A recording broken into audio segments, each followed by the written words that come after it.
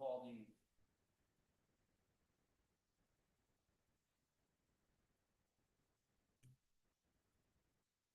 I'd like to call the regularly scheduled meeting for the Agritourism Task Force for Monday, July 20th, 2026 to order. I ask the clerk to take a silent roll for establishment of a quorum. With a quorum being established, we will move on to item number item number 3, the minutes from our previous meeting from the June 2022-26 meeting. The minutes were sent and are in front of you. Take a couple minutes for any deletions or corrections.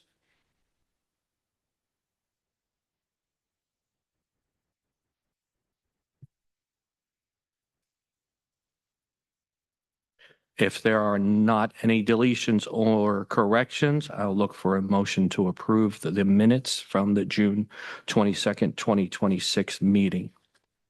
Motion to approve. Second. The motion has been moved and second. All those in favor signify by saying aye. Aye. Those opposed say nay. The minutes are approved. Right here. Yeah.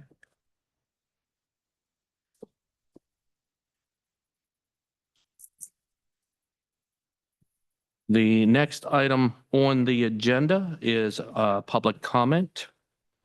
I see, Teresa, that you signed up for public comment, but you're presenting. So we'll pass that. Next public comment, Jacob Light. If you step up to the mic.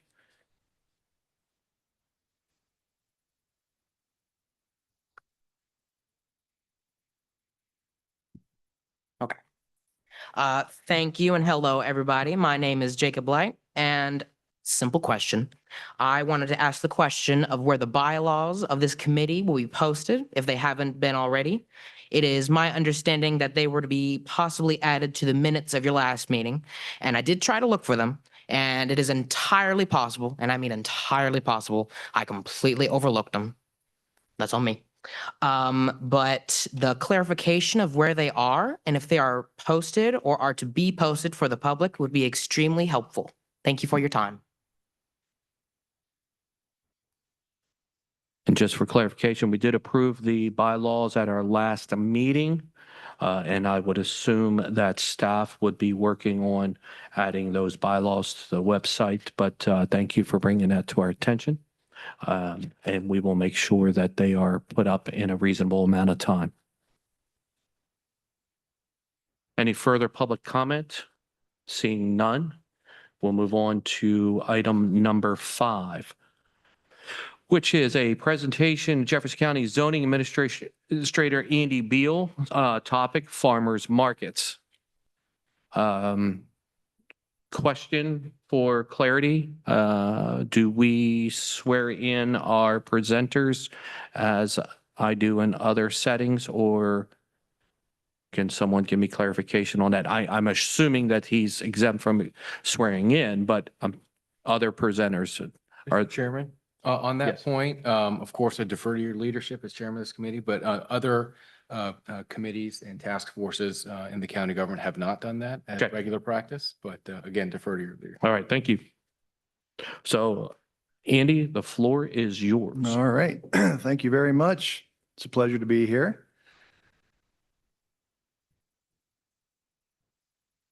I didn't share yet.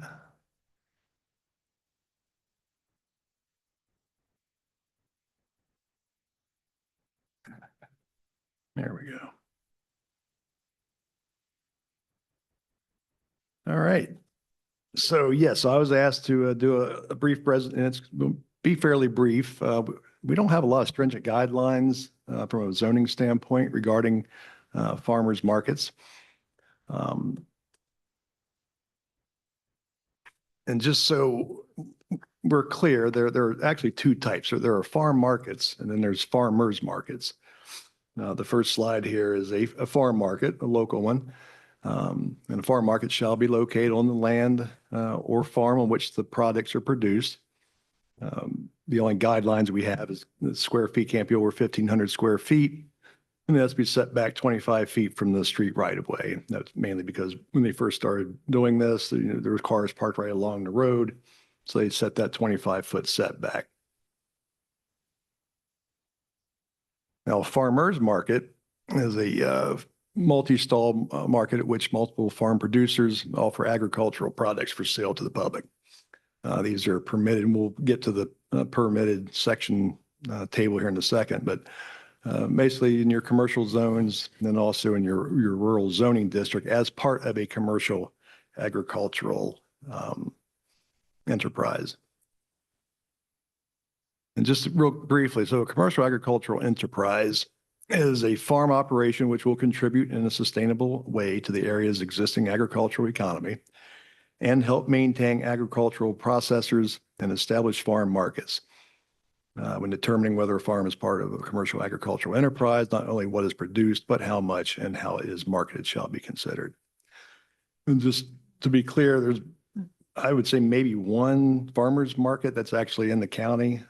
Most of all the ones are in the corporate limits. So this is a brief example I found online of a commercial agricultural enterprise and that hosts also a farmer's market. And again, this would be an enterprise where, in this case, it's a dairy. So they make their own cheeses. And this one's in Garrett County, Maryland. So this is a large operation. They incorporate solar energy, reflecting a sustainable approach to cheese making. And with their operation, then people can also sample cheeses. They can browse local products and enjoy wine and cheese pairings. So this would be an example of a farmer's market as a commercial agricultural enterprise. So here's our list of permitted zones. So as you can see, a farm market is permitted in all districts. A farmer's market, you can see on there, is not permitted, mainly just in your industrial districts. And of course, you know, the whole idea of zoning is to have compatible uses within an area. So whenever this was put together, obviously it was deemed that a farmer's market was not compatible with a major industrial setting. Now also it's conditional use in the rural residential and residential growth and the village districts.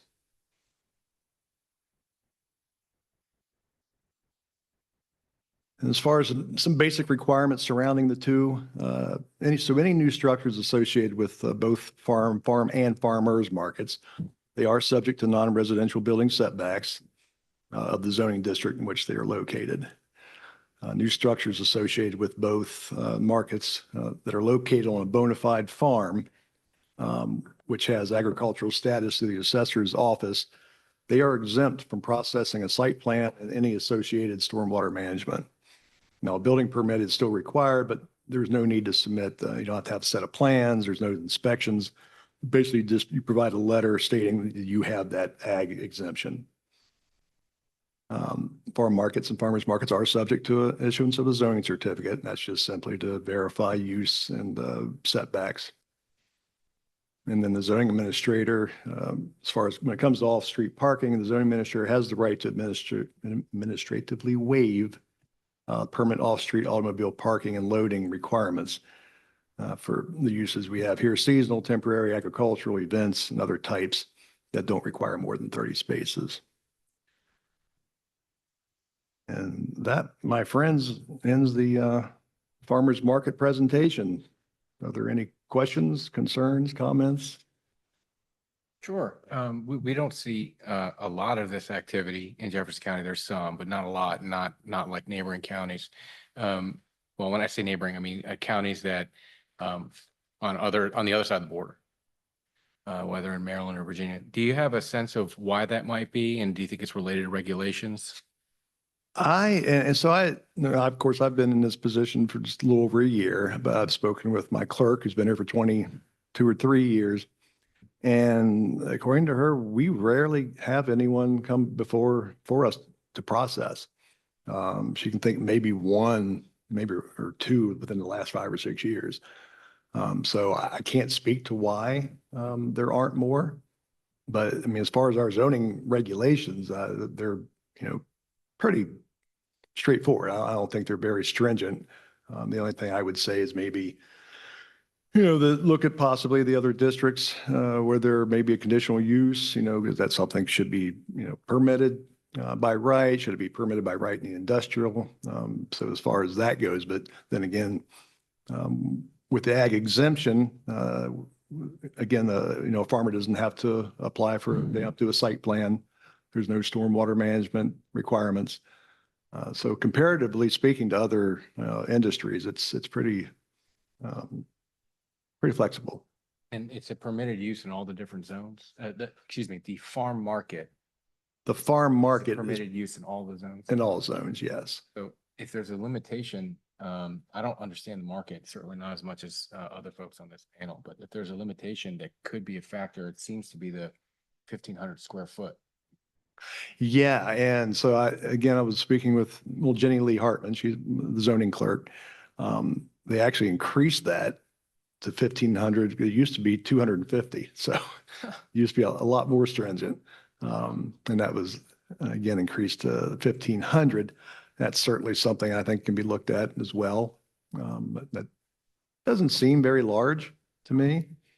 I mean, obviously, I guess the thought process was you don't want an enormous sprawling 20,000 square foot operation potentially. But, I don't know if, again, 1,500 square foot could be looked at. So a couple questions I have, and correct me if I'm wrong, because I read through the ordinance. Yep. Can you hear me better now? Thank you. Correct me if I'm wrong.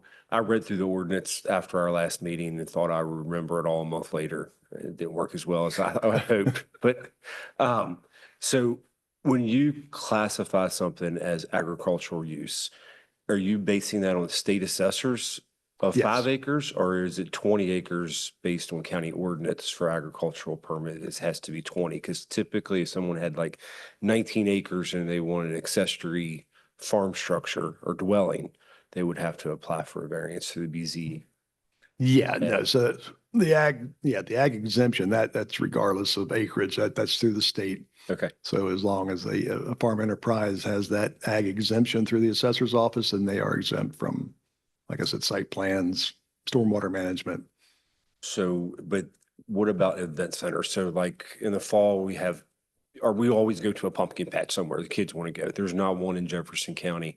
So I imagine that would be classified as an event center potentially, and then it's limited to 30 parking spots. Yeah, So so are we turning agricultural- those type of businesses off by saying, hey, you have to have a couple $1 million site plan to sell pumpkins in October?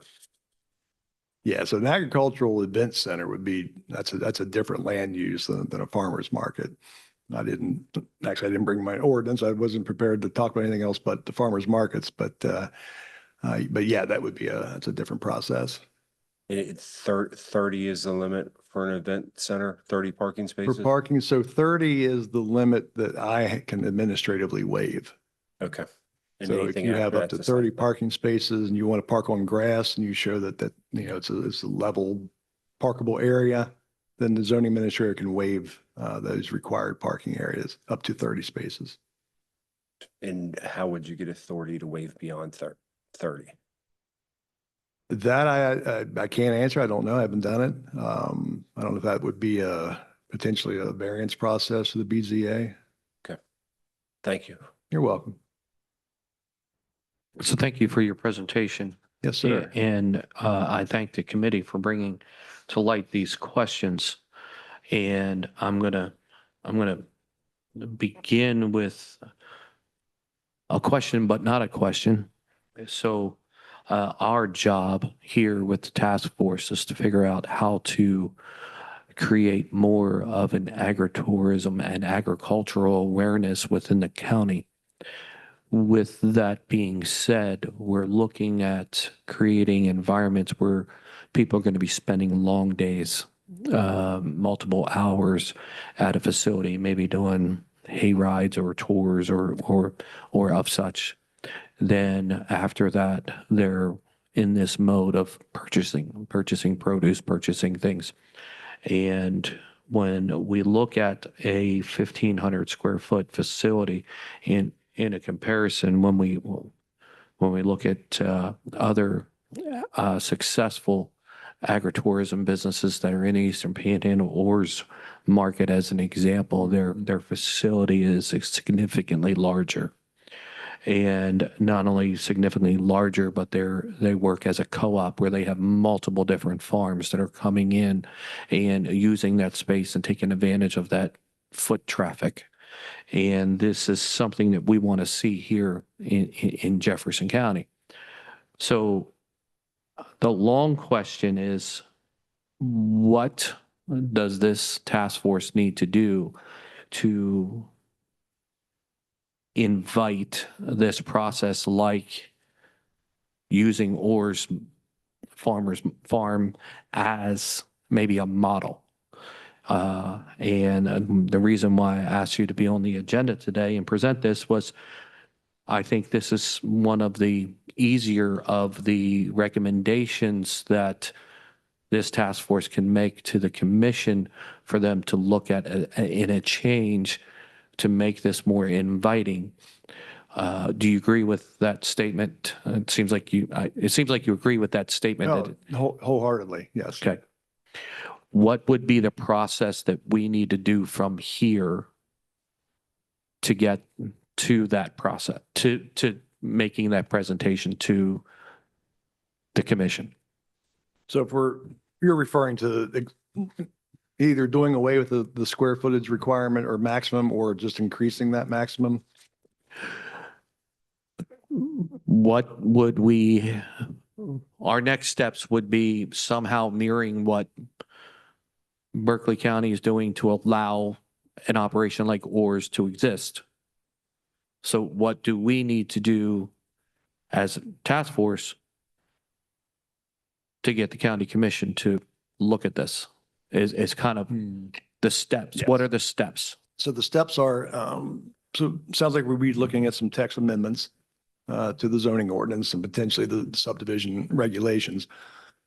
So Planning Commission, they're the ones who, if we go to administratively, but typically it's I think the task force could go to the Planning Commission and make this presentation for staff to draft some text amendments regarding, what you're talking about. Not sure what parameters you want to include, but the first step would be go to the Planning Commission. And then the Planning Commission then would approve staff to pursue these draft amendments. Once that's done, then it goes back to planning. And then once planning approves it, then they send it on to the County Commission. Thank you for that guidance. Yes. Before I continue, are there any further questions from Mr. Beal on his presentation? I don't know if it's on the presentation. It might even be just a, discussion among us, because we have experts, people who are in the business here or similar businesses. What I've learned from the presentation is that there are some requirements that regulate farm markets in Jefferson County, but we're not clear on whether or not the existing requirements and regulations are preventing businesses from coming in. Our zoning administrator said, well, he hasn't heard from people that they're trying to apply and they can't get over hurdles.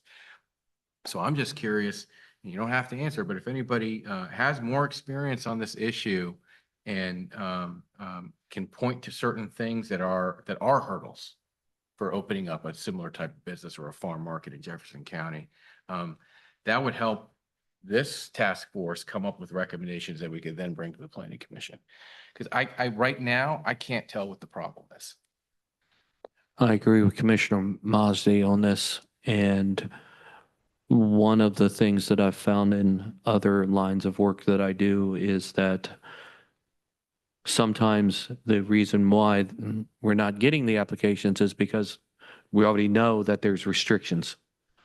And based off of what I believe our mission with the task force is to enhance these day trips on people's properties for this. My look at it is, what can we do to get rid of as many hurdles and red tape before we continue to advance? And look at marketing and other things and tour maps and such that we heard some people talking about at our previous meeting. So I would like to make a recommendation, and that's just a recommendation, is that between now and our next scheduled meeting, which will be August 17th, is that members dig into this and send individually to myself, to the chair, recommendations, which then I can tally up the recommendations into a presentation to present to Mr. Beal. Ask for those to be presented again at the next meeting on what we come up with, and then go into the process of going through, text amendment changes presented to the planning commission and so forth. I don't believe that is a voting act. That's more of a discussion act. So I'm not going to ask for a motion to have that happen. Well, when we get everything tallied up and coordinated, but Mr. Chairman? open for discussion on that. Yes, sir. Yeah, if I could ask a clarifying question. Sure thing. Vandy. So the square footage limit, the 1,500 limit that exists now with a farm market, if a farm in Jefferson County or a farmer in Jefferson County wanted to build a 10,000 square foot indoor flex space to use as some sort of agritourism addition to his farm, would that 10,000 square foot building have to go through the normal process of stormwater management, site plan, sprinkler system through the fire marshal, some process through the health department, those kind of things? Yeah, I mean, I can't speak to the building code as far as the sprinkler systems. Yeah, if it was over that 1,500 square feet, now it's still, if it's an ag exempt, we would have to look at that. I mean, 10,000 square feet, obviously, at that point, it's a lot of impervious, a lot of stormwater runoff, but, being ag exempt, they are exempt from site plans and stormwater management. So in this case, I would say that no, they would not be bound by that if they're ag exempt. And to get ag exempt, you just need to meet the minimum standards for the assessor's definition of a farm. That's my understanding, yes. Isn't that just $1,000 of production per year? Isn't that what qualifies? I believe so, but It's I pretty can't low. really speak to that. I don't know. Okay. So State code is $1,000. $1,000, okay. to add to the discussion, or I have one question to go back. So you don't have that many applications for a farm market, but what about farm events? Is there a different quantity of requests and people coming in? Because I think we're talking about two different things here. I think we're Yeah, talking about farm markets, but the discussion is heading towards more farm event related things that happen to have a market inside of it that feeds off the foot traffic from a farm event. Yeah, I think since I've been, we've processed one application for a agricultural special event facility. So it is a farm with ag exemption, but they also want to do weddings and things of that nature. And how was parking handled in that event? Because there's clearly going to be more than 30 cars, we would assume. Yeah, so I'm trying to remember. So it was, it's grass parking. Now I think what they had to do was submit a no site plan, which is basically showed on there where the proposed parking were to be located. But again, yeah, it was approved and. So they didn't have to build parking or do a stormwater No, management no. plan. Okay. So if it was a ORS, as Mr. Clark, President Clark discussed, if it was a ORS type of event center in fall for pumpkins and there were 500 cars there, which would be very feasible on any given time on a Saturday, would they need a site plan for those 500 cars under current zoning regulations? So again, if they're ag exempt, no. Okay. But again, we've not looked at anything like that. So, but under current zoning, now obviously it's, restricted to 1,500 square feet. The structure. Right. Yeah. Okay. And And I'm sorry, and and again, I can only talk from zoning. I can't talk from engineering, from those standpoints. Again, from building code. This is strictly from the zoning standpoint. And that, President Clark, that might be, we might want to have the engineer and planning office in too, because Andy might be able to approve it for zoning, but there might be an engineering question that makes an entry barrier overwhelming for an ag family. And I would also suggest the building department for building code related questions. Yeah, and I know way back when we had looked at, we've got a 1790 spank barn that we had looked into doing as a farmer's market, and as you needed X number of square feet for handicap parking, et cetera. And it was like, nope, not worth it. But one of the questions that I have when we're talking about farm markets, farmers markets, roadside stands.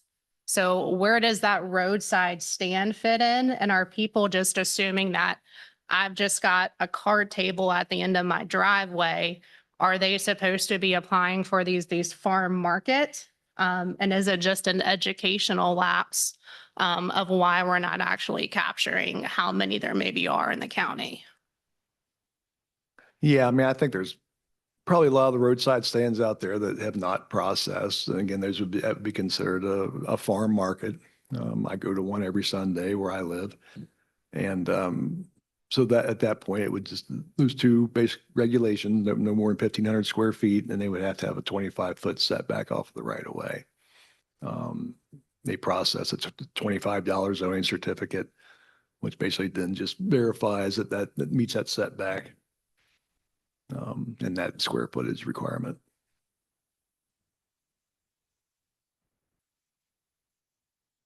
Any further questions? Thank you very much for your presentation and your willingness to answer questions. And again, I will ask the task force to dig into this a little bit more. Would you do us a favor, sir, and email all of us the presentation, the slideshow presentation that you did? Absolutely. So we all have that for our records. Everyone's email was on Correct. the website? Yes. Okay. I believe everybody's got their emails all set up. Yes. Oh, okay. Yes, I'll be happy to. Thank you very much. You're welcome. Thank you, Andy. Our next presenter, and I'm going to do my very best. American Battlefield Trust, talking about the Eastern Panhandle battlefields, is Miss Teresa Prada. How'd I do? Phew.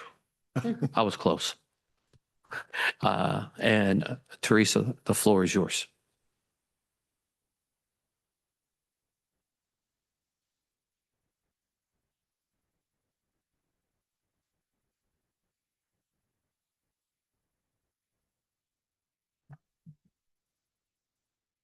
Thank you all for inviting me to be here today.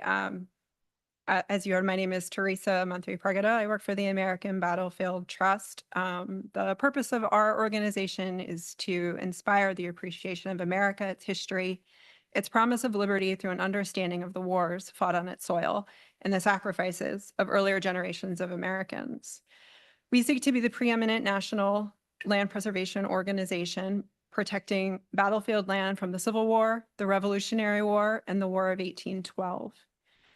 Land preservation was the start of our organization's mission, but related components have always been to engage and attract the public, to get them to visit these sites to understand what happened there and why it still matters today. We firmly believe in the power of place, and that when you walk across these fields, the story of the land comes alive to those visiting.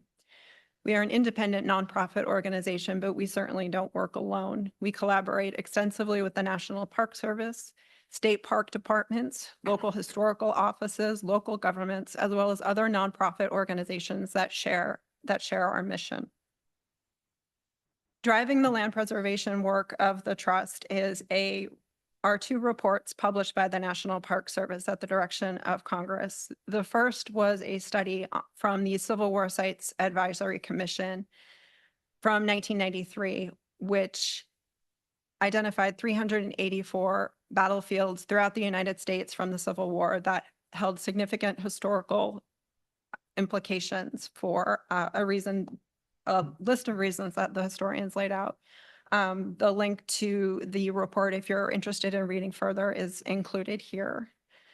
Following the work on the Civil War battlefield sites, the Park Service went back several years later and did a similar study for Revolutionary War battlefields and the War of 1812 battlefields.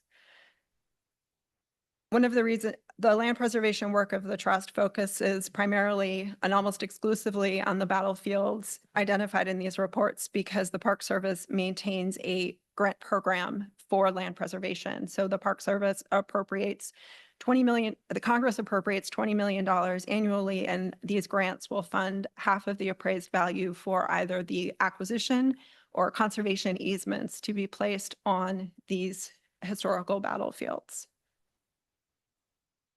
The trust is proud to have saved almost 2,000 acres, specifically here in West Virginia, at 7 different Civil War battlefields. The majority of the land preservation has actually been here in Jefferson County, at Harpers Ferry and Shepherdstown as well, and Summit Point. I think of the almost 2,000 acres, more than 1,800 have been here in Jefferson County. As I said, we work very closely with other nonprofit organizations. And part of doing so is because all of the work that we do is to work with willing sellers or willing landowners. We pay fair market value for all of the land that is preserved and only with willing sellers. There are many examples of sellers who are not willing to work with us. And unfortunately, there are times when those historical battlefield lands have been lost to development.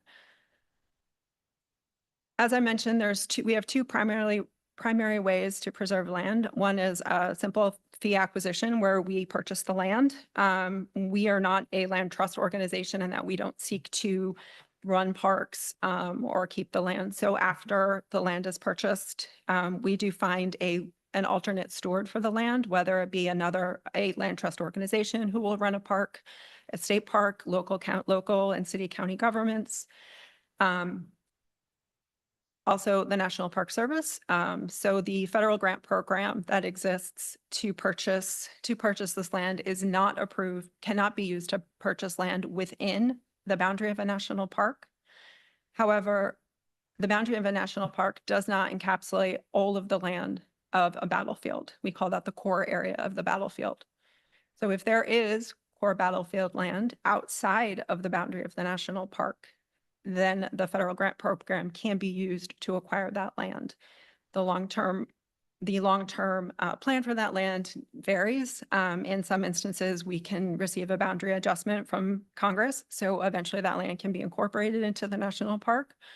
We have other examples of land that ends up being managed by a town or a county, and it becomes complementary to the existing national park.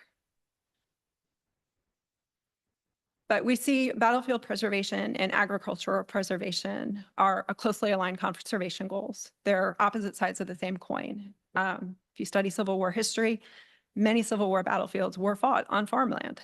And over time, much of that farmland has remained in private ownership and continues to be productive agricultural land.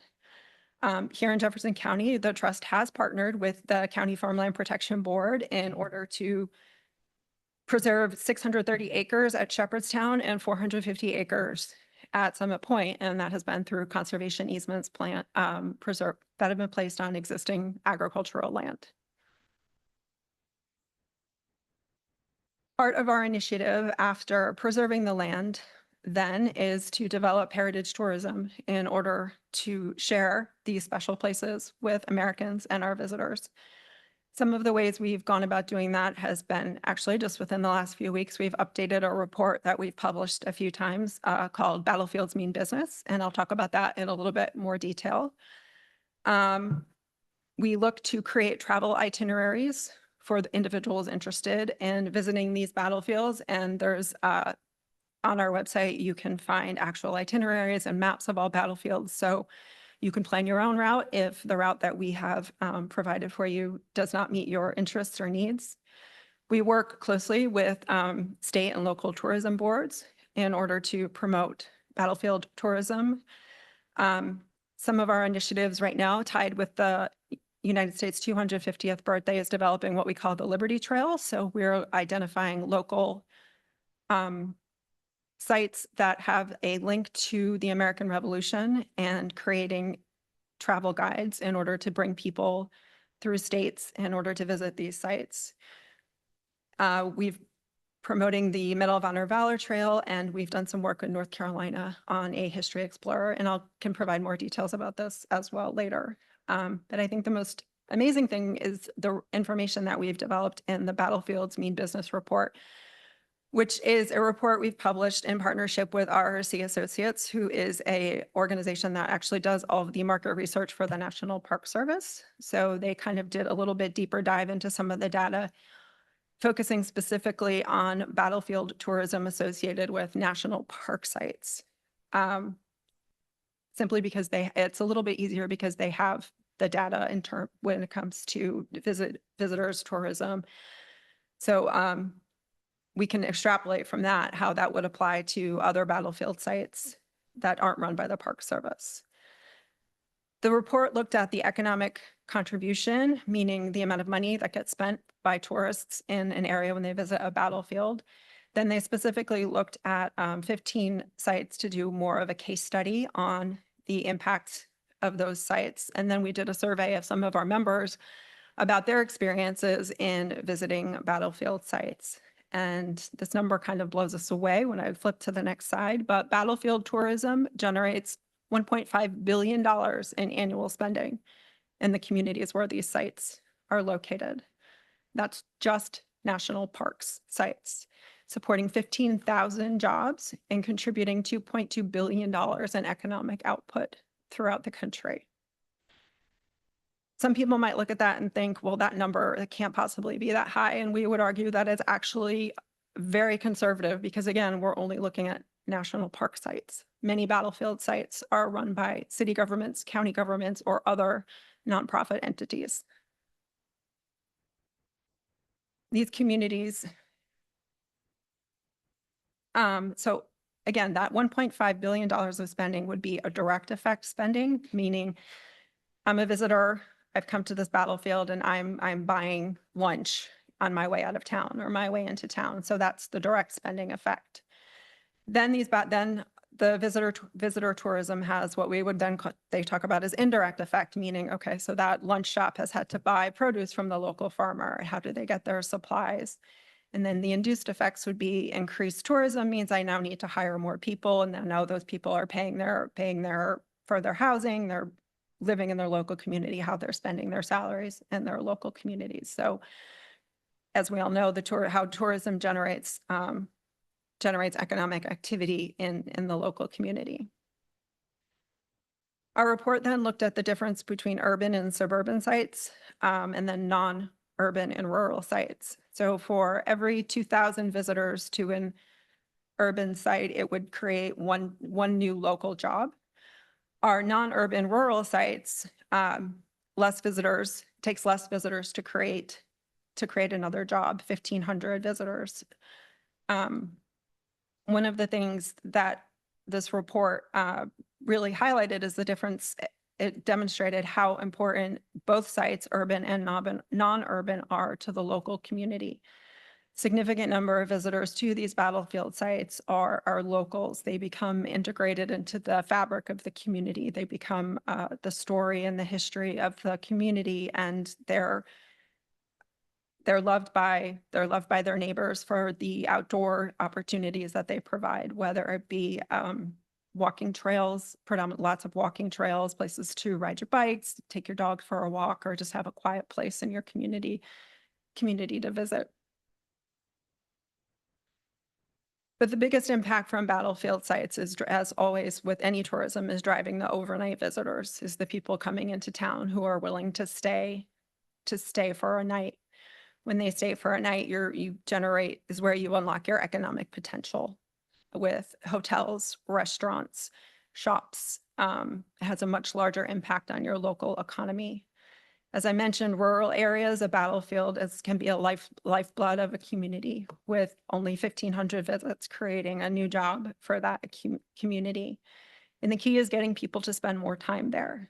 So that's enhanced interpretation at the site, wayfinding, new exhibits, and connections to other sites. If I'm at this battlefield, is there an associated historic home that I can now visit? Is there a museum that's going to give me additional information about the campaign that the site was a part of? Is there another battlefield nearby that I can visit? So finding ways to tell the story and enhance the story for the visitors just increases the economic impact for these visitors. The last component of our report was a survey of our members, and we had about 1,300 responses, many of whom have been part of the trust for many years. One of the things that's really important for tourism is that more than half of our respondents of this survey, as well as our membership, are in the age of 60 to 74 years old. And that's kind of a great spot for tourism because these are tourists who have a lot of disposable income. They're willing to stay the night. They're willing to eat in restaurants as opposed to more like a fast food joint. They're going to do more local shopping and your gift shops. They're going to bring their grandchildren with them, and they're going to buy more souvenirs and all sorts of things like that. And at the end of the day, they're going to leave and go home and not require the city services. That can put strains on local budgets. Many of our members will talk about how 81% do stay overnight. Almost half of them will visit multiple battlefields in one visit. Many will visit more than 9 battlefields in the last 3 years. And the Eastern Theater battlefields tend to be some of the top destinations for these tourists. Could So you just- repeat the overnight number? I didn't catch. 81%. 81%? Thanks. So to help support the interest in battlefield tourism, we work very closely with Civil War Trails in order to identify these sites and create itineraries for them. The trust has worked closely with Virginia, Tennessee, and North Carolina to develop what we've called the Road to Freedom, which tells the story of the Black experience during the Civil War. We have apps as well as printed maps and brochures to guide tourists to sites associated with that part of Civil War history.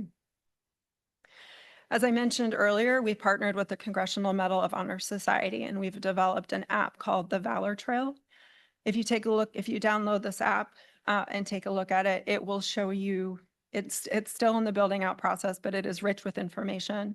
Not only does it show you where on a battlefield a soldier would have earned his Medal of Honor, it's going to show you other places that are associated with that individual, their hometown, the cemetery where they're buried.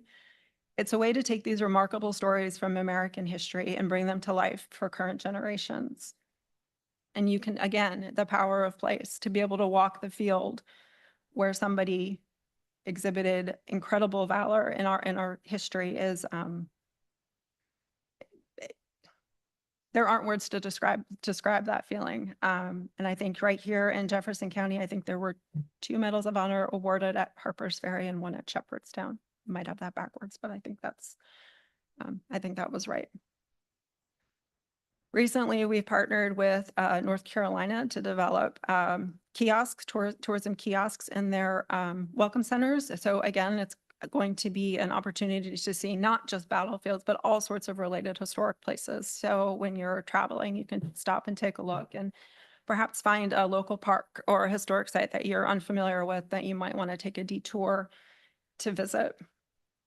And as I mentioned, we're building out the Liberty Trail through 25 states over the next several years, started in South Carolina. And again, it's going to identify sites and locations tied to the American Revolution in order to encourage people to visit these places. And West Virginia's Liberty Trail is targeted for 2029 as we go through the 250th. So for us, this July 4th was the beginning of the 250th celebration. It was the start of the fight for freedom. It's going to continue for many, many more years. Just as the war progressed, our 250 celebration will progress as well.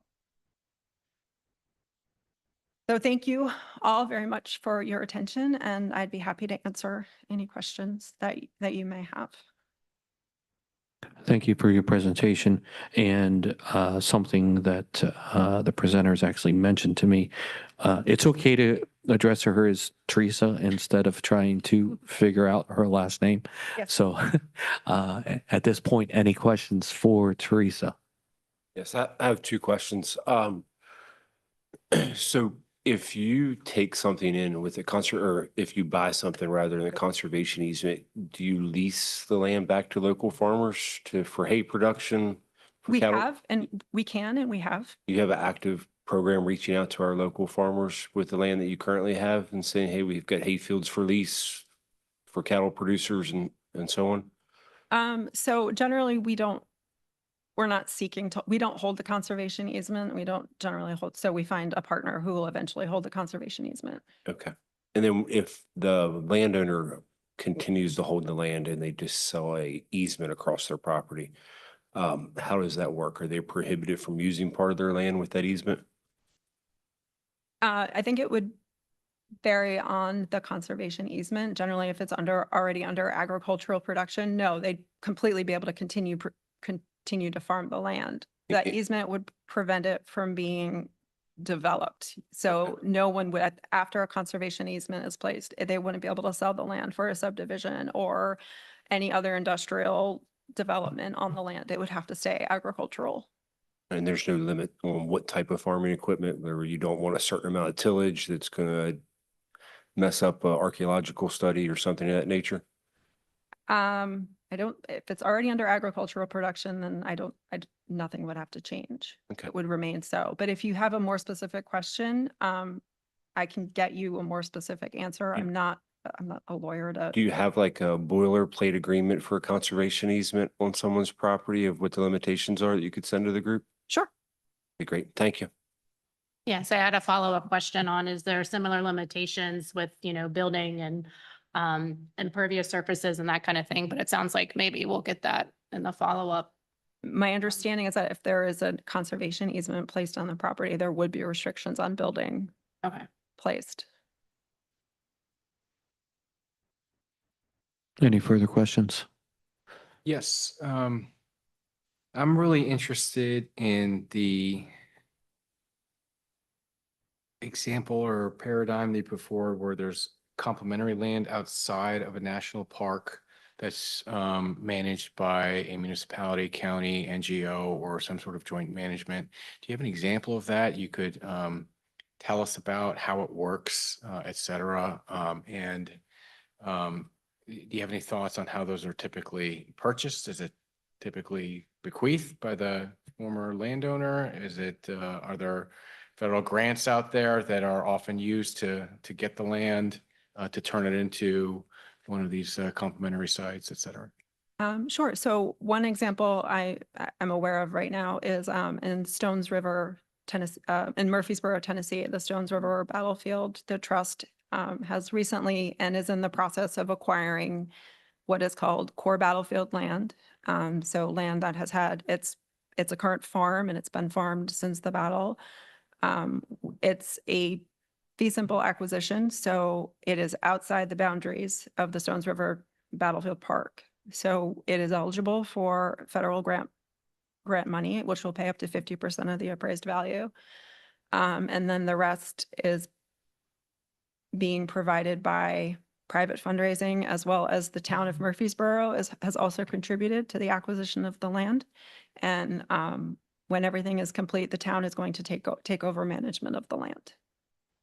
So it'll be a city park I would adjacent love to the learn national more park. about that. Yeah, and in that paradigm, the county, or in this case, the municipality, governs what type of economic activity can happen on that land. Is that right? So when the National Park Service grant program is used to acquire land, it is required that historical conservation easement be placed on the land. So again, there are restrictions on how the land can be used and developed. Generally, it's limited to things like trail interpretation signs, trails. Everything has to go through a Section 106 analysis in the process of placing the conservation easement on the property, Thanks. And you said it was a section 106? section 106. And I can get you lots more information about the historical conservation easements as well. I don't know much about this concept other than it sounds interesting. I've heard about a concept where there's a combination of heritage tourism at a location combined with economic activity where you have either a farm market or a tasting room or something like a winery. Are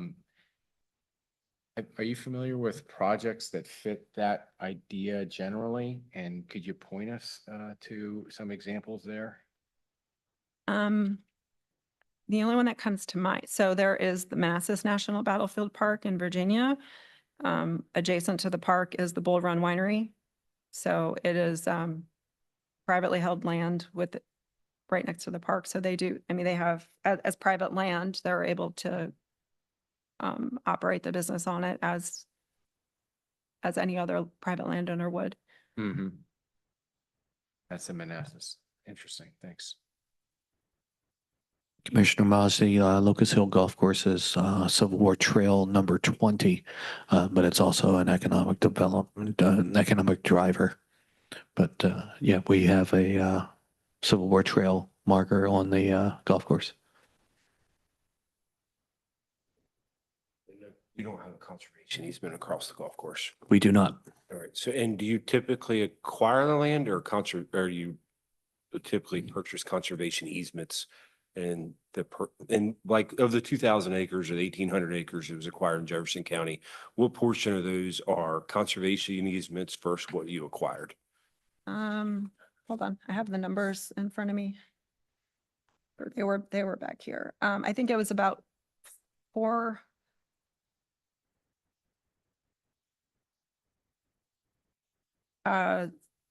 Let's see, so Shepherdstown, 630 acres was a conservation easement. Summit Point, 450 acres was a conservation easement. So no acquisitions then in Jefferson? No, there were actual acquisitions at Shepherdstown. There were, how many acres were acquired?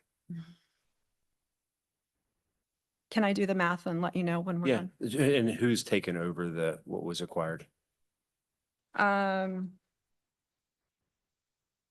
Again, I can pull up I have to go back and look through the data to know who exactly is holding that land right now. I know that we are not, but I can pull that up and share it with you. That would be great. Thank you. Mhm. Further questions? Teresa, I have a question for you. So we've been meeting, I guess, monthly now for the last few months. And one of the issues that we're having is that the Battlefield Trust, that there's not a recognition in West Virginia, or what?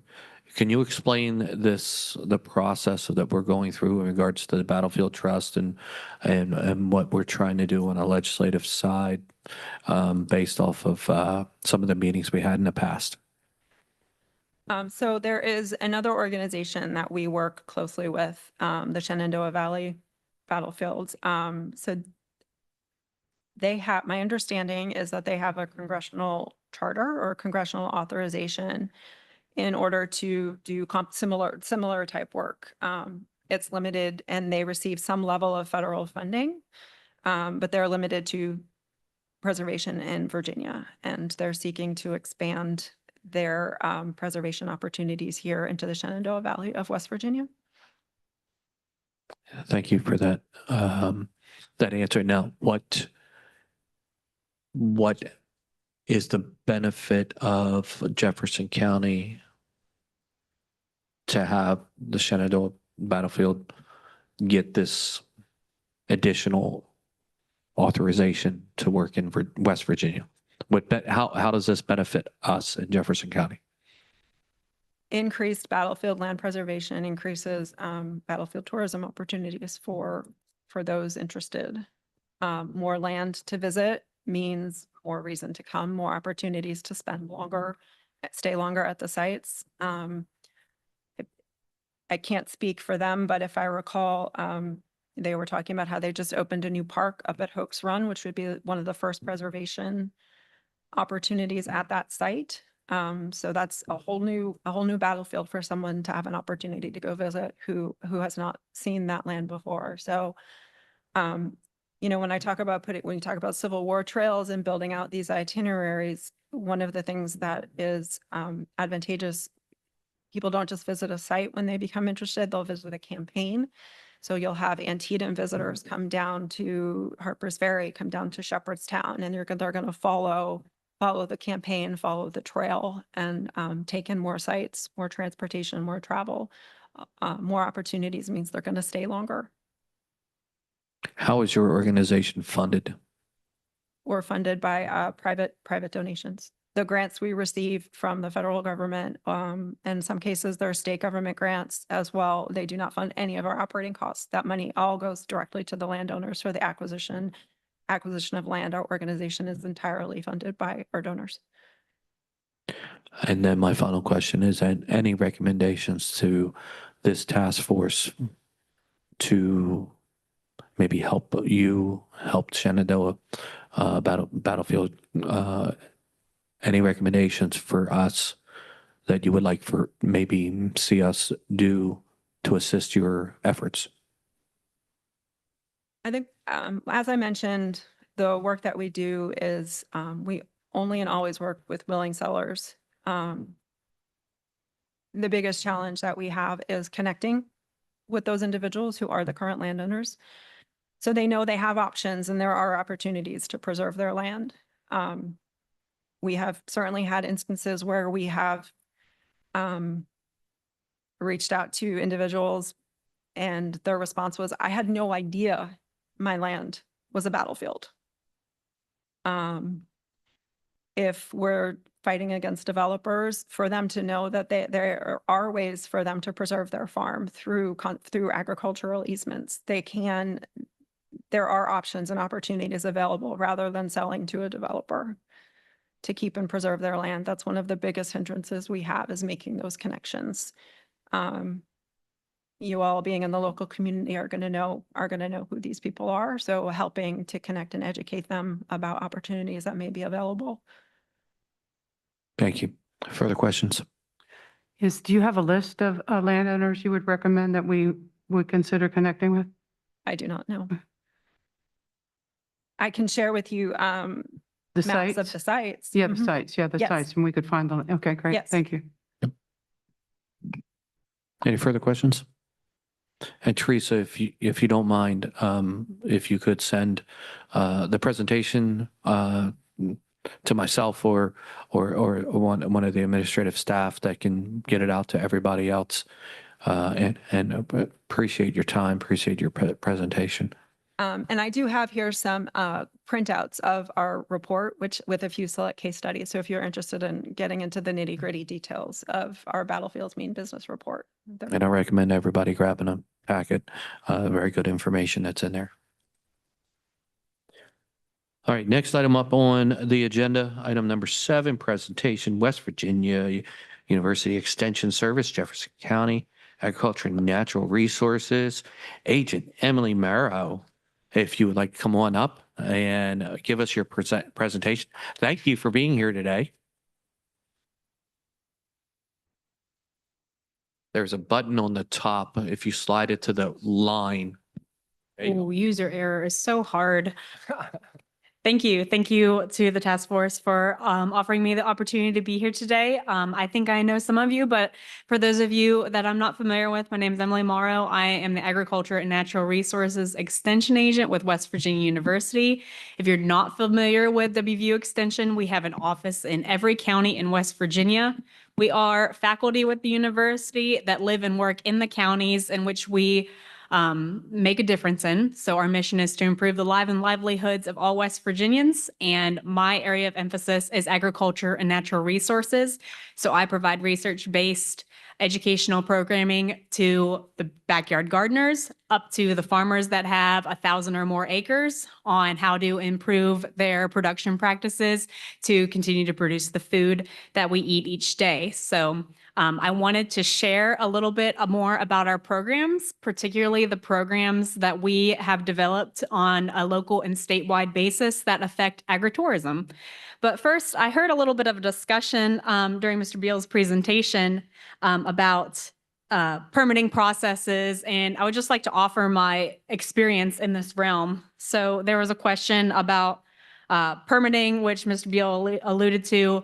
So if you hold an agriculture exemption and you want to put up a structure, that permitting process is done entirely through the West Virginia Department of Agriculture. And oftentimes, yes, that can be exempt from sprinklers and other sorts of additional inside requirements that you might see required in a commercial space. The West Virginia Department of Agriculture and the state legislature has also made leaps and bounds over the past several years since I started my tenure with Extension 10 years ago, and improving the way that we allow agricultural businesses to operate in the state of West Virginia. Some of those I know Mr. Clark has been heavily involved in, such as the cottage food laws, which makes it a little easier for people to produce and sell food out of a home kitchen. Some of you that are involved in agriculture might know probably about 8 or 9 years ago, you had to visit your local county health department to get permitting to sell things at farmers markets, anything that was time or temperature controlled that can make people sick, such as dairy, eggs, meat, to name a few things. That permitting process had to be done through the local county health department. And that changed a few years ago, where that is all done through the Department of Agriculture. So those roadside farm stands, those farmers markets, those on-farm markets, all get registered through the Department of Agriculture. So it may be worth to inquire about a list of those that are registered in Jefferson County if we're trying to get a true picture of, one, what those businesses are doing and where they're located. I did not know they also had to go through planning and zoning, so I thank you for that information. I can pass along to producers as they contact our office. I also heard someone say there's no pumpkin patches in Jefferson County. We have 2, and they're located on the same road. So a great agritourism opportunity right here. It's close to home. That leads me to the program I would like to speak about, which is our farm crawl. So a farm crawl is a coordinated marketing effort amongst agriculture producers where we all decide on what day, one day a year, we're all going to be open to the public. I've heard it mentioned a couple times, and it's absolutely correct that agritourism businesses are more successful when they're clustered closer together and they have more things for families to see and for families to do. I have 2 little kids. I'm not dragging everybody out with all of the snacks and the crying and the whining unless we're going to have a fun family day, right? And I know Ms. Duncan knows that sometimes that doesn't always go as planned. So a farm crawl started to gain some traction at different parts within the state. Some folks will have them regionally. We have held them pretty hyper locally on a county by county basis. We did our first one, Jefferson County, in 2025. This kind of builds upon a program we used to do for many years called Farm Day. Farm Day was a little bit more of a high pressure event for farmers that participated in. It was developed by Jane Tabb, former county commissioner, that was also former program assistant with WVU Extension, as her pet project. In that prior event, 4 farms would be picked, and it would be a self-guided tour on a certain day of the year when they're open during certain hours. There was a lot of pressure for farmers to clean up, have things to do, have things for people to see. So farm crawls offer a little bit more to the public than that. We had 11 farms and businesses that participated in 2025. We had not just farms, but we also had local businesses like Devil's Due Distillery that purchased a lot of their grain from some of our local farmers. We also had the Succulent Garden in downtown Charlestown. They grow plants, so it kind of fit in very nicely. We held our farm crawl at the same day as Middleway Day, which was not intentional until the folks in Middleway kindly pointed that out to me. That's the same day as Middleway Day, which they do a lot of agricultural heritage demonstrations during their festival. And that was so successful. Our date for 2026 will also be on October 10th, which is Middleway Day. So we hope to grow this event. It offers an opportunity for farm producers that are not existingly open to the public to try it out, to get people to visit, to have something to see, something to do. Those that are thinking about agritourism events, it gives them a first chance to just try it. Some of our other locations might choose to do events or festivals and open their farm to the public at certain times throughout the year. Some of them just do it for that day and time, and that's perfectly fine. But the idea behind it is it's a coordinated marketing effort. We have the same types of advertising materials. We advertise all the farms that are open. Everything's advertised in one place. The Visitors Bureau does and the Chamber of Commerce do help us with both of those advertisements. We'd love the support of the task force as well. And then we do have proven that our events have resulted in increased sales for people, increased repeat customers, and just increased agricultural awareness by the public. So that's our main agritourism program that we do on an annual basis. We do provide all participants with an agritourism liability waiver sign so they can post that at their entrances and be protected on the legal side. We do also heavily encourage or actually require that they have good farm insurance to be able to welcome the public onto their farms. Some of the other programs that kind of lean into some of the agritourism things is this fall, we will also be hosting a beginning farmer program. We will probably be doing that with my counterpart in Berkeley County, and we're also looking at doing that with our counterpart in Frederick County, Virginia. We see a lot of new landowners coming into the county. They're buying smaller tracts of land and they don't know what to do with it. So in order to increase agricultural businesses, we do a formal classroom-based education program that brings them in. We teach them how to evaluate their land and evaluate themselves for the time and the resources and the skill set that they already have and choose agricultural businesses that will align with all of those.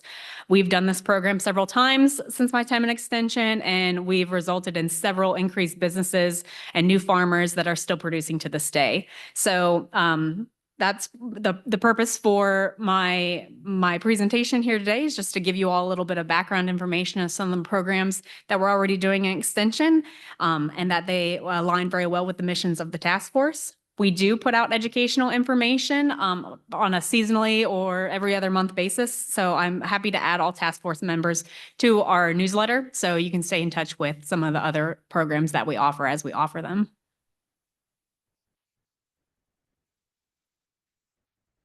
Thank you. Any questions for Ms. Morrow? Sure. Commissioner? It was really helpful to hear the whole presentation, of course, but I wanted to mention your comments on permitting. It was very insightful. It sounds like you have a lot of experience with folks who want to get into the business and open businesses and do business.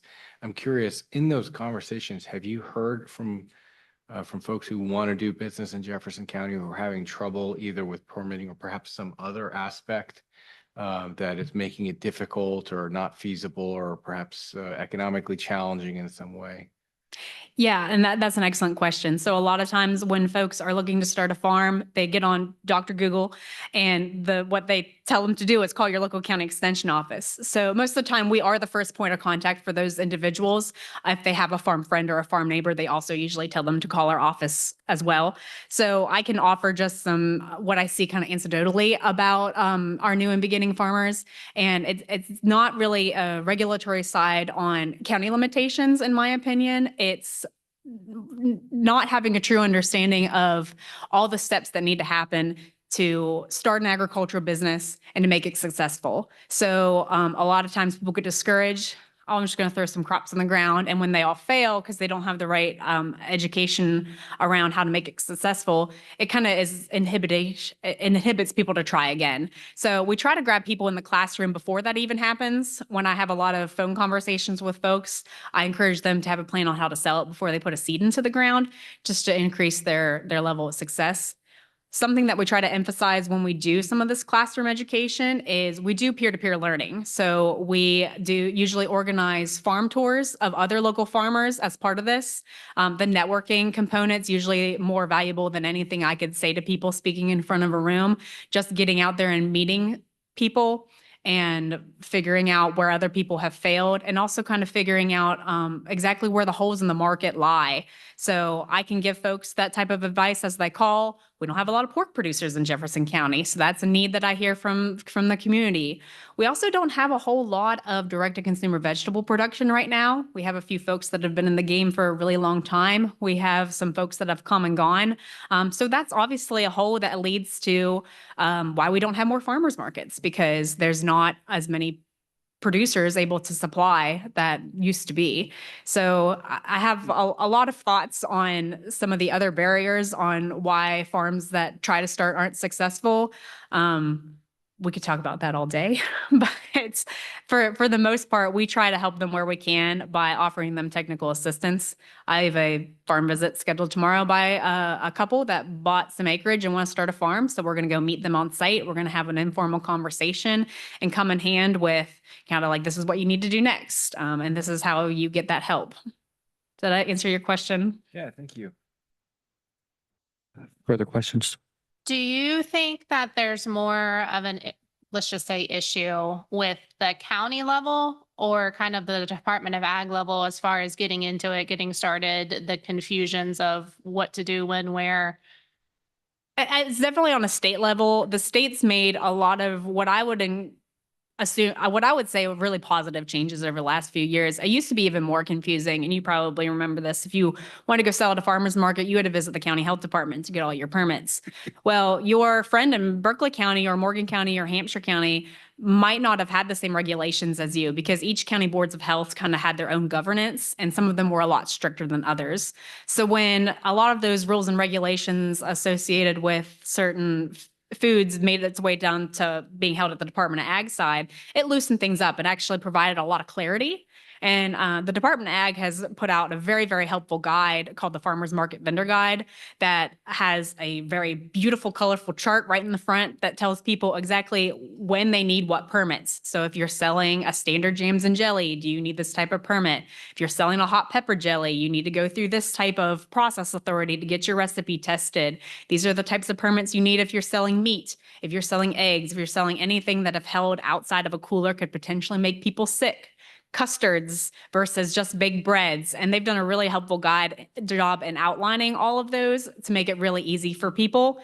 And then further on in those pages tells people about label requirements. So we never had anything like that to my knowledge before. So some of the state legislation has made it a lot easier for farmers or people aspiring to produce to know where to go and what they need. A lot of times we're still their first stop. They call the extension office. So we've tried to put all those resources in one place too. I have like a chain, blanket email, send to people when they call, I want to have a roadside stand. What do I need? So, okay, this is where you need to start. This is when you need this permit and this permit and this permit. They're not really expensive. I know the meat distributor's license, it's $5 a year. The egg distributor's license free. The farm market permit, I think, is $35. So they're not cost prohibitive for a producer to get. You'd much rather have it than not. There's also some confusion about who to reach out to when. So a lot of times we get calls. I heard there's grants for farmers.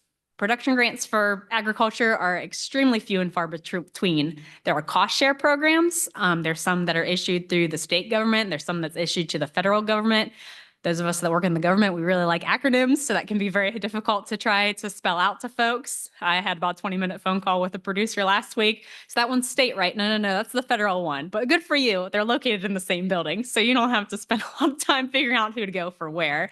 So that's usually a lot of our confusion happens. I think sometimes folks get overwhelmed too with all the decision making that happens around farmers.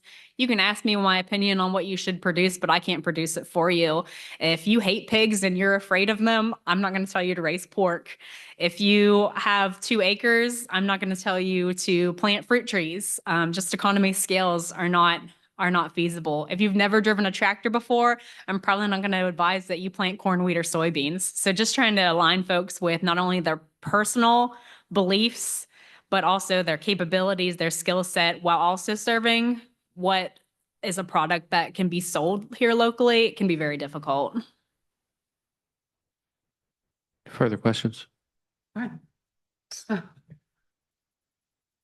Oops, okay. I just want to talk to you from my background about the horse industry.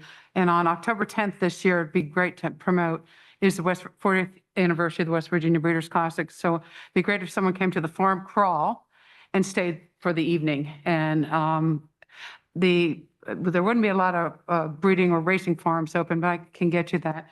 But I did want to note that in 2020, right ahead of COVID, Commissioner Leonhardt spearheaded the development of the West Virginia Horse Coalition, which is now up on the ground and up and running. And the purpose of that was to get people to stay here and bring their horses here and compete at facilities here versus what we see on the weekends. We see horse trailers going to Virginia and going to Maryland, and that money is like the sports complex. We have the same issue with the amateur and professional riding. And Virginia is just, been a big boon for Virginia agriculture and Maryland agriculture. So that's something I think for the farm crawl, there's a number of stables I think might be interested to say, come and look at a demonstration. I can think of 4. We have Mountain View. But anyway, when you get the farm crawl going, do you take suggestions from, I mean, can we give you suggestions or do you reach out or? Yes, so I'll be happy to send you the information. We're currently Sure. working on a sign up. So we just do a generic Qualtrics form where farms can self-sign up and say, yes, I would like to participate in the crawl. They put in their logo, a brief description about their farm, what hours they intend to be open, and Okay. what they're planning to offer. So that can be just as simple as come pet the horses. We've had other horse facilities that offer pony rides for a small charge. Right. So it's really at the discretion of the farmer what they choose to offer. We would love horse farms are extremely popular with these types of events because everybody likes to go out and pet a horse. So Yeah. I would gladly send you. We anticipate Great. having the sign up available in the next couple of days. So I'll Okay. gladly send that over to you. Great. We'd love to have them. Love to be involved with that. Thank you. Further questions for a presenter? Sure. You mentioned technical assistance. Can you tell us about your work with Tabler Farm at Shepherd University? And I know that they do technical assistance too, and you guys are experts and they've got their expertise. And just curious if we could learn more about that. Yeah, so we work very closely together. Some of the faculty at Shepherd and I both sit on a coalition with the Jefferson County Gap Coalition, to explore a potential of a food hub here in the Panhandle. We also aren't competing with each other either. They're a learning farm. Their primary focus is to teach the students about production agriculture. And I'm very excited to see what they're doing with their incubator farm piece. We don't have those same programs set up. So on our research facility where my office is located, we are doing more things like variety trials. We are doing more things that are like experiments in field. So then, as I like to put it to producers I work with, we can get the grants and lose the money first. So then we can pass along the information to producers on what's successful. Whereas they're more doing like hand to hand, let's teach you how to farm in the field. We're more showcasing different agriculture production practices and or variety trials so then the farmers can come in and see that. So I see our programs as being very complementary of each other. We're always kind of talking a little bit about how we can collaborate more. And I think there's a lot of exciting potential there. Thanks. Could you tell me more about the Jefferson County Gap Coalition? Yes, so that's the nonprofit board that runs the Charlestown Farmers Market in addition to the Bushel and Pet Grocery Store. I'm I've very familiar. Yes, I work with them very closely. We together obtained a $54,000 farm to school grant several years ago where we're doing education, teacher-based education to get them to start and expand school gardens and local food access in the cafeteria, agriculture education in the school system. So all of us in the sphere work very closely together. Thanks. Further questions for our presenter? If I may add to that, Commissioner, there is potential I see as a need in the county that we've been working on with the Gap Coalition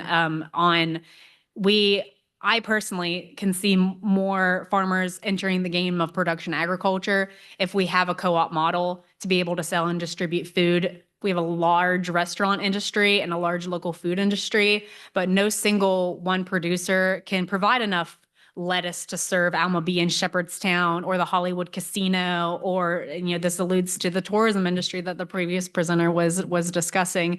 So part of what we are in talks with Shepherds on is how they can use their cooler space and their freezer space to serve as like a central distribution point where farmers can bring their stuff there, and then restaurants or other wholesale buyers, it can all be aggregated in one spot and go out to larger buyers. I think that we'll see more farmers enter in production if they know they have a tried and true outlet in which they can sell. That's a huge kind of like thing that makes you step back and think, well, I don't know if I want to do this because this is very risky, right? If I'm going to be planning something and not certain if anybody's going to purchase it. So that kind of eliminates some of that production risk out of the scenario of farming if we can help facilitate I that. just did a tour of their cooling facilities. It's really impressive. Is very impressive. And one of the things I'm trying to understand is how do you engage in this type of activity? Obviously, it's designed to help the local farmers. How do you prevent against unintentionally competing with local farmers who already are in the business? Right. So that's something we've always been conscious of at WVU. We've had a research farm in Carneysville since 1930. It was initially established to advance the orchard industry, which we all know is dwindling at this point in time. But any of the products produced on the university's research arm cannot interfere with the local market. So on the apple side, we still have about 15 acres of apple trees. Those get trucked and sold in Morgantown on main campus to that local community because we're not interfering with the local grower here. With our horticulture production, we've expanded on, we're in talks with WVU Medicine and looking to get in contact with the VA Center to be able to outlet our produce there. In addition to partnering with local food banks to giving some of it away so we can have a little bit of cash flow incoming to be able to continue doing that research. But we're also not interfering with the local grower. And if there comes a time local growers are knocking down the door of the VA or the WVU hospital system to get in, we can easily step out and say we don't want to do that anymore. And we have certification or labeling of locally grown products, right? Could you tell us more about that? Yes. So there is a Jefferson County Grown program that was written by the Development Authority a few years ago.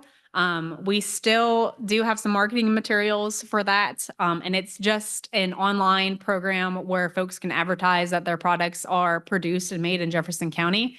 There's two arms of it. There's Jefferson County Grown, that's for agriculture products. And there's Jefferson County Made, that's for products produced using Jefferson County local products like goat's milk lotion, the liquor at Devil's Due Distillery are some examples to that.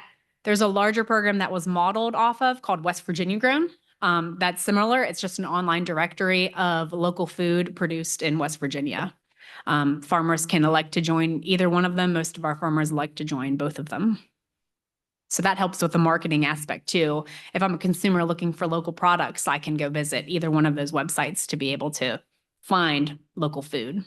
Mm-hmm.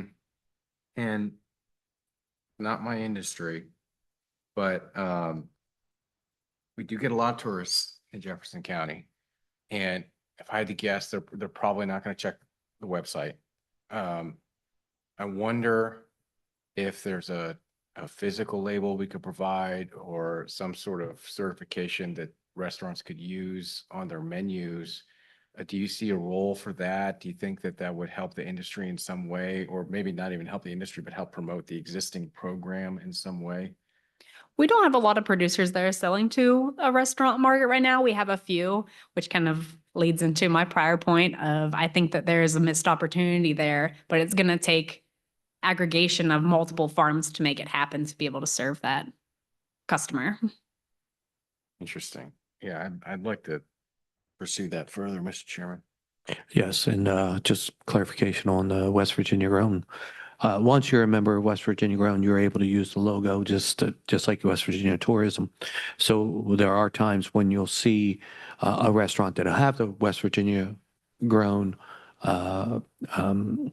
logo on the bottom of the menu, which actually is pretty exciting to see.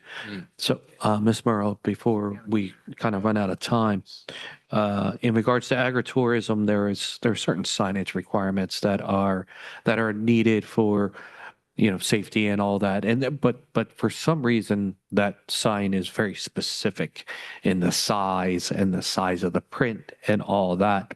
Do you guys have a role in helping with those signs? Yes. So the signage for some reason needs to be exactly 1 inch in length and height. It's certain verbiage that's designated in state code.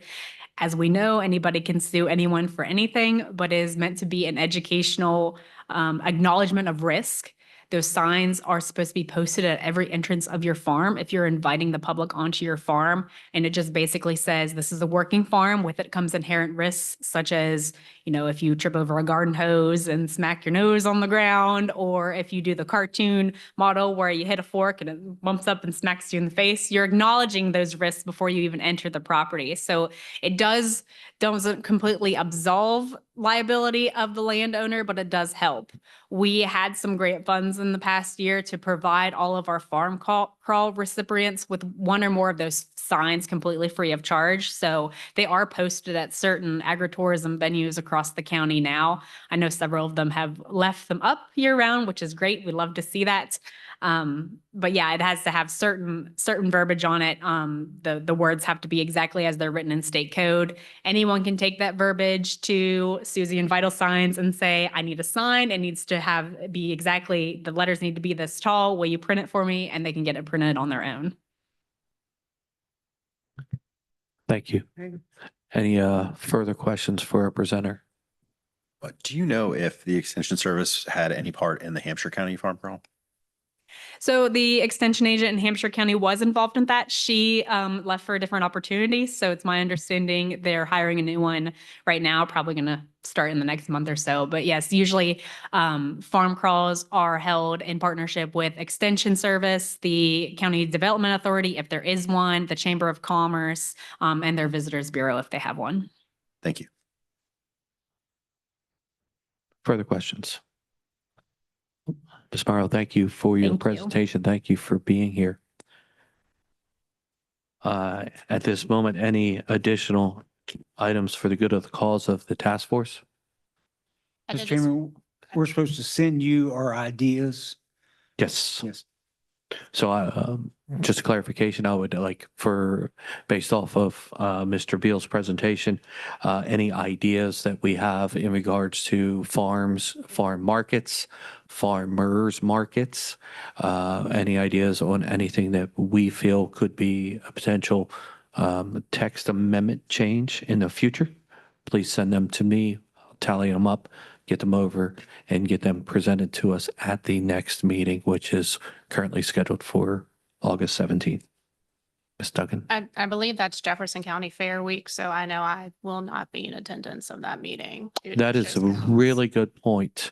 And our next scheduled meeting is on the 17th. I will talk to the county administrator in regards to should we look at moving that meeting to the following week, the 24th, and what the process is to do that. Our bylaws do state the third Monday of every month is our scheduled meeting. Potentially we can make some changes. So thank you for pointing that out. Yeah, I'd be in favor of that too. That's a good idea. Schedule.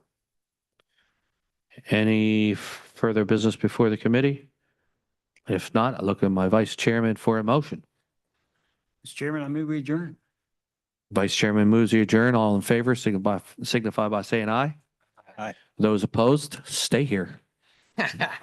We're adjourned. Really interesting. Thank you.